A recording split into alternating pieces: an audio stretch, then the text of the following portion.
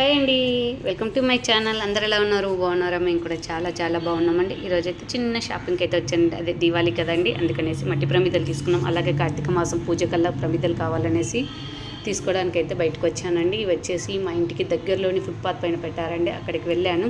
కానీ తులసి కోటలు మాత్రం సూపర్గా ఉన్నాయండి. ప్రమిదలు అయితే ఎక్కువ కలర్స్ లేవు, కానీ డిజైన్స్ అయితే లేవండి, ఇవే ఉన్నాయి.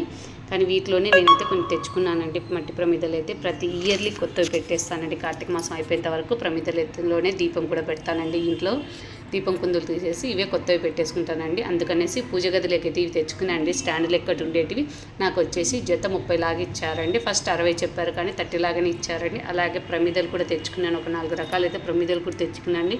ఇవి చిన్న ప్రమిదలు వచ్చేసి గుళ్ళో పెట్టడానికండి.